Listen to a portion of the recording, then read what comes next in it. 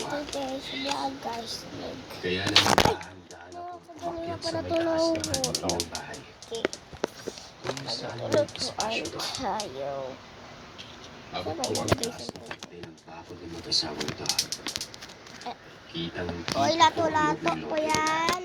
Lato-lato. Ne. Ano ba yun? Not me. I'm Sino ba yun? Handing supplement Ano conditioner kung with tayo vitamin ng and collagen cellphone? helps repair damage. Kaya sa long shiny hair, nasa picture ko. It's not love, it's Pantene. May bago ah. Okay guys, di pa naman matatapos yung vlog. Sa hindi ka naiwan. Sa isang sulit ng lote ng mag-asawa. Mixture nga yun. May nakita ako kanino. Bale lang. Magkaya yan. Ay Gold. nakaputang pa ako Steel noon dahil namin. mali Hindi ito. magkakarugtong yun. Sakit ang ulo ko.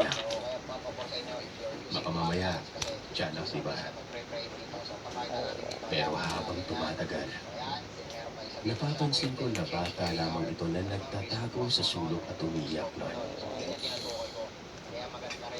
Napaisip ako, paano ito nakapasok sa lote ng mag-asawa?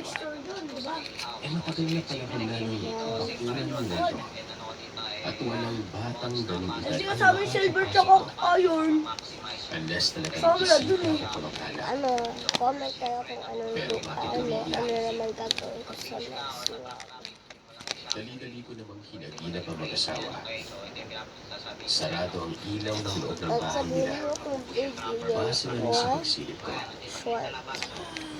Pero maya-maya pa ay bumukas o nagkaroon ng liwanag sa loob. Huwag kang ganyan. Hindi ko nagawang tawagin ang bata o pumapapara. Alamin ang nangyari at isingin ng mag-asawa. Magkakarugtong ba yung gold steel?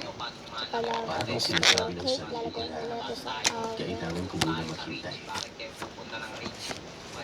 Hanggang sa walang ano, ay halos bitawan ko ang pagkakapit sa may palayan yung cake sa at kawayan ng Oh pagkakapit. my God, yung cake ko.